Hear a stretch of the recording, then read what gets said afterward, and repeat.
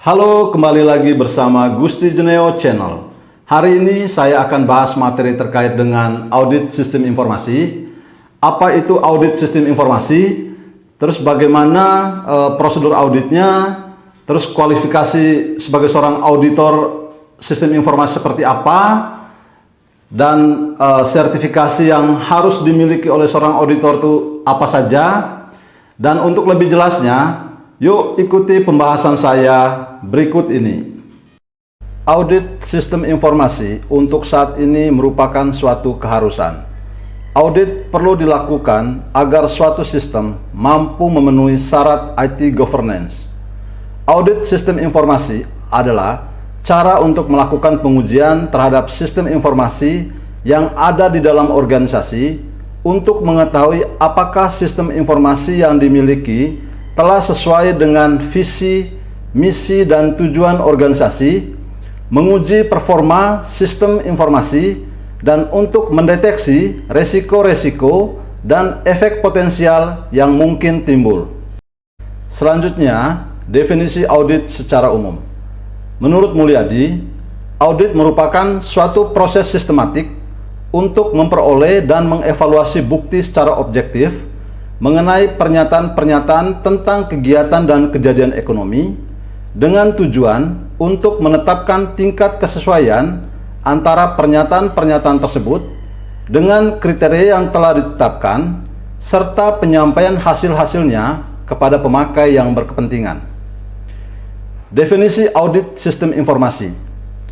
Audit teknologi informasi atau sering dikenal sebagai audit sistem informasi merupakan aktivitas pengujian terhadap pengendalian dari kelompok-kelompok unit infrastruktur dari sebuah sistem atau teknologi informasi. Peraturan dan standar yang biasa dipakai: ISO, Control Objective for Information and Related Technology atau sering disebut COBIT, IT Baseline Protection Manual, IT Security atau Common Criteria, Federal Information Processing Standard. Jenis audit sistem informasi. 1. Sistem audit. Audit terhadap sistem terdokumentasi untuk memastikan sudah memenuhi standar nasional atau internasional. 2. Compliance audit untuk menguji efektivitas implementasi dari kebijakan, prosedur, kontrol, dan unsur hukum yang lain. 3. Product atau service audit untuk menguji suatu produk atau layanan telah sesuai seperti spesifikasi yang telah ditentukan dan cocok digunakan. Tujuan audit sistem informasi: menjaga aset. Aset informasi suatu entitas seperti perangkat keras atau hardware, perangkat lunak, software, sumber daya manusia, file atau data, dan fasilitas teknologi informasi lainnya harus dijaga dengan sistem pengendalian internal yang baik agar tidak terjadi misefisiensi, misefektivitas, dan penyalahgunaan aset entitas. Memelihara integritas data. Integritas data adalah salah satu konsep dasar sistem informasi. Data memiliki atribut-atribut seperti kelengkapan, kebenaran, dan keakuratan. Jika integritas data tidak terpelihara, maka suatu entitas tidak akan lagi memiliki informasi atau laporan yang benar. Bahkan entitas dapat menderita kerugian karena pengawasan yang tidak tepat atau keputusan-keputusan yang salah. Memberikan dan mengelola ketersediaan layanan sistem informasi. Teknologi informasi hendaknya dapat mendukung secara berkelanjutan terhadap proses bisnis entitas. Makin sering terjadi gangguan, maka berarti tingkat ketersediaan sistem rendah. Menjaga kerahasiaan. Fokus kerahasiaan di sini ialah perlindungan terhadap informasi dan supaya terlindung dari akses dari pihak-pihak yang tidak berwenang dan bertanggung jawab. Mengkonsumsi sumber daya secara efisien. Efisiensi menjadi sangat penting ketika sumber daya kapasitas yang dimiliki oleh entitas terbatas. Jika cara kerja dari sistem aplikasi komputer menurun, maka pihak manajemen, dalam hal ini mewakili entitas, harus mengevaluasi apakah efisiensi sistem masih memadai atau harus menambah sumber daya, karena suatu sistem dapat dikatakan efisien jika sistem informasi dapat memenuhi kebutuhan user dengan sumber daya informasi yang minimal. Keuntungan audit: menilai keefektifan aktivitas-aktivitas dokumentasi dalam organisasi, memonitor kesesuaian dengan kebijakan, sistem, prosedur, dan undang-undang yang berlaku, mengukur tingkat efektivitas dari sistem, mengidentifikasi kelemahan di sistem yang mungkin mengakibatkan ketidaksesuaian di masa datang, menyediakan informasi untuk proses peningkatan, meningkatkan saling memahami antar departemen dan antar individu, melaporkan hasil tinjauan dan tindakan berdasarkan resiko ke manajemen. Metodologi audit sistem informasi. Dalam pelaksanaannya, auditor sistem informasi mengumpulkan bukti-bukti yang memadai melalui berbagai teknik termasuk survei, wawancara, observasi, dan review dokumentasi. Satu hal yang unik, bukti-bukti audit yang diambil oleh auditor biasanya mencakup bukti elektronis. Biasanya, auditor SI menerapkan teknik audit berbantuan komputer atau yang sering disebut CAAT atau Computer Aided Auditing Technique. Teknik ini digunakan untuk menganalisa data, misalnya data transaksi penjualan, pembelian, transaksi aktivitas persediaan, aktivitas nasabah, dan lain-lain. Selanjutnya, proses audit sistem informasi. Ada 7 langkah proses audit. Pertama, implementasikan sebuah strategi audit berbasis manajemen risiko serta kontrol praktis yang dapat disepakati semua pihak. Kedua, tetapkan langkah-langkah audit yang rinci. 3, gunakan fakta atau bahan bukti yang cukup, handal, relevan, serta bermanfaat. 4, buatlah laporan beserta kesimpulannya berdasarkan fakta yang dikumpulkan. 5, telaah apakah tujuan audit tercapai. 6, sampaikan laporan kepada pihak yang berkepentingan. 7, pastikan bahwa organisasi mengimplementasikan manajemen risiko serta kontrol praktis. Tahap audit sistem informasi. Ada 5 tahap, yaitu pertama, tahap pemeriksaan pendahuluan, di mana auditor harus memahami bisnis auditi, dalam hal ini kebijakan, struktur organisasi, dan praktek yang dilakukan sehingga dapat menentukan sifat dan luas pengujian yang dilakukan. Kedua, tahap pemeriksaan rinci. Auditor berupaya mendapatkan informasi lebih mendalam untuk memahami pengendalian yang diterapkan dalam sistem komputer klien. 3, tahap pengujian kesesuaian. Pemeriksaan secara rinci saldo akun dan transaksi. Informasi yang digunakan berada dalam file data yang biasanya harus diambil menggunakan software. 4, tahap pengujian kebenaran bukti. Tahap pengujian kebenaran bukti adalah untuk mendapatkan bukti yang cukup kompeten. Pada tahap ini, pengujian dilakukan adalah mengidentifikasi kesalahan dalam pemrosesan data, menilai kualitas data, mengidentifikasi ketidakkonsistenan data, membandingkan data dengan perhitungan fisik, konfirmasi data dengan sumber-sumber dari luar perusahaan. 5, tahap penilaian secara umum atas hasil pengujian. Pada tahap ini, auditor diharapkan dapat memberikan penilaian apakah bukti yang diperoleh dapat atau tidak mendukung informasi yang diaudit.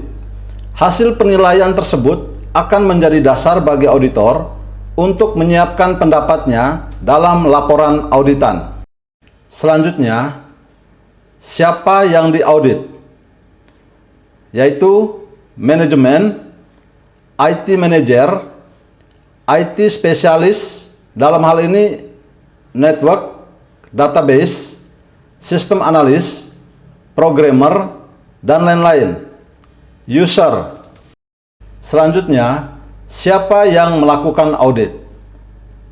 Yang melakukan audit tergantung tujuan auditnya. Nah, di sini ada beberapa pihak, yaitu ada pihak internal audit sebagai first party audit, dilakukan oleh atau atas nama perusahaan sendiri, biasanya untuk manajemen review atau tujuan internal perusahaan. Selanjutnya, lembaga independen di luar perusahaan atau sering disebut second party audit, dilakukan oleh pihak yang memiliki kepentingan terhadap perusahaan. Third party audit dilakukan oleh pihak independen dari luar perusahaan, misalnya untuk sertifikasi ISO 27001, BS 7799, dan lain-lain. Tugas auditor teknologi informasi atau sistem informasi: memastikan sisi-sisi penerapan teknologi informasi atau sistem informasi memiliki kontrol yang diperlukan. Memastikan kontrol tersebut diterapkan dengan baik sesuai yang diharapkan. Selanjutnya, apa yang dilakukan auditor? Persiapan, review dokumen, persiapan kegiatan on-site audit, melakukan kegiatan on-site audit, persiapan persetujuan dan distribusi laporan audit, follow up audit.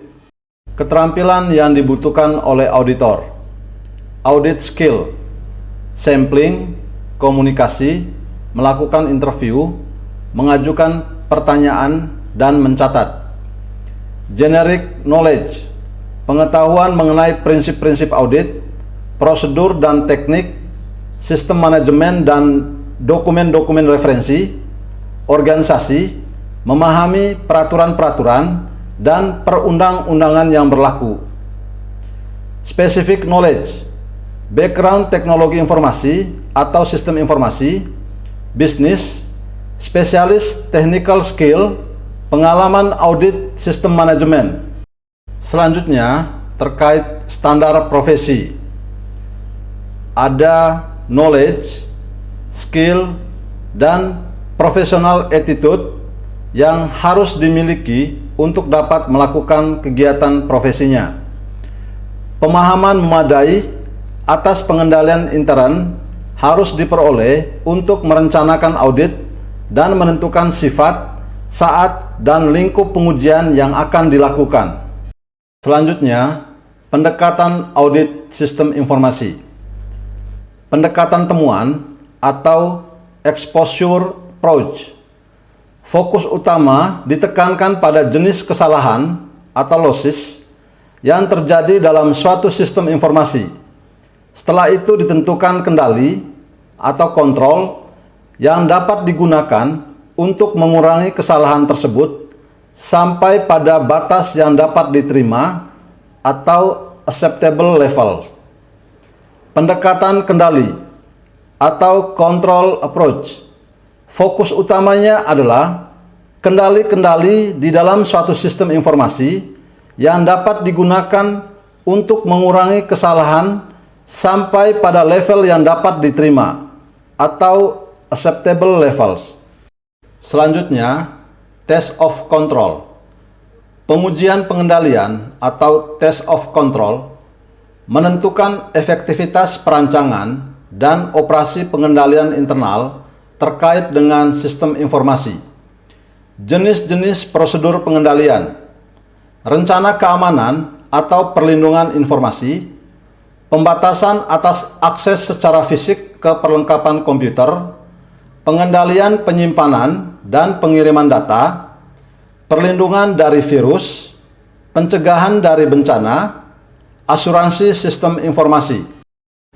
Output kegiatan audit.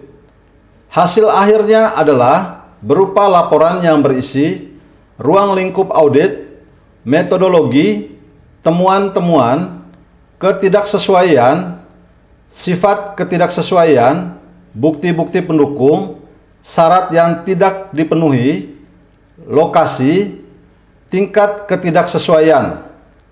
Kesimpulan, tingkat kesesuaian dengan kriteria audit, efektivitas implementasi, pemeliharaan dan pengembangan sistem manajemen, rekomendasi.